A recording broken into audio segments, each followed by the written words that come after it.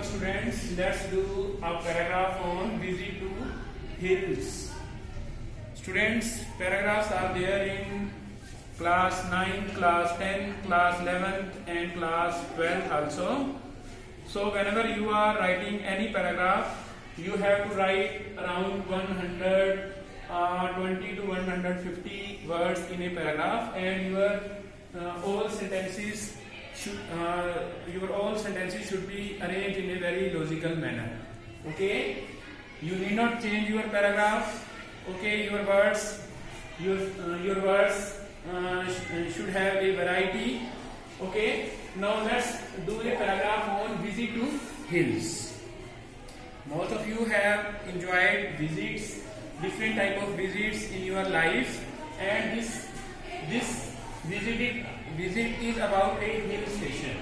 Okay, so as this is based on a past experience, you will use past tense.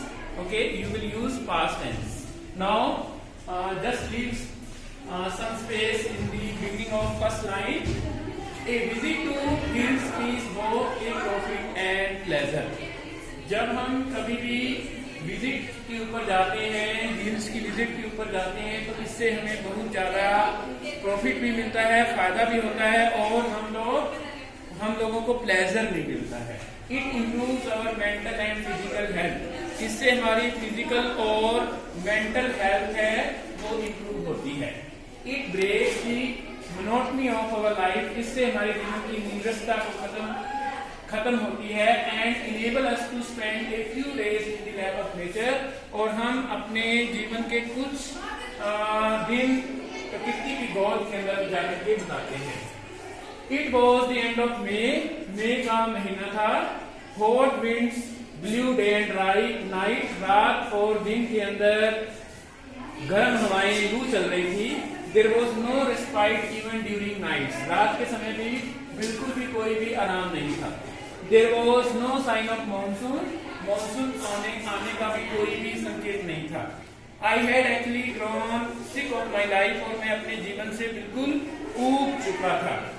I was in a fix what to do and where to go. और मैं सोच रहा था कि कहाँ जाऊँ और क्या करूँ. Luckily the family got an invitation from my uncle from Srinagar. और मैं बड़ा ही लकी था कि मेरे को मेरे अंकल से एक इनविटेशन आया श्रीनगर आने के लिए. Our joy knew no bounds. और हमारी खुशियों का कोई भी खजाना है वो नहीं रहा. Okay, We went to Kashmir by air. हम सब लोग कश्मीर एक एयरप्लेन के अंदर गए. There was all around peace in the lap of nature. प्रकृति की गोद के अंदर बिल्कुल शांति थी. We forgot the cares and worries of the world. और हम हमारी चिंताओं से बिल्कुल वहां मुक्त हो गए.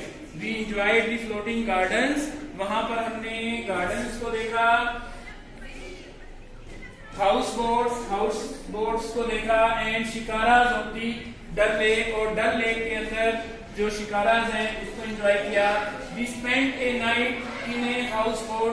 हमने पूरी रात एक हाउस बोट के अंदर गुजारी.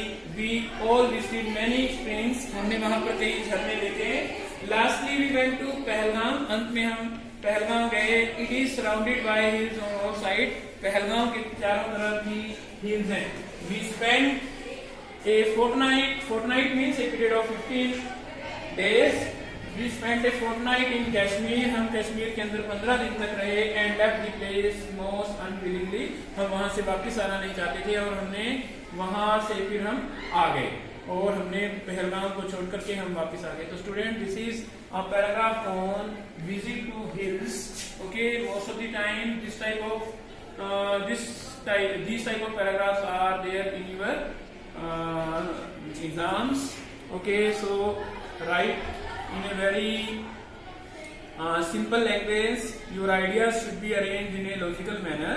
So in this way you can write any paragraph. Thank you so much and have a nice day.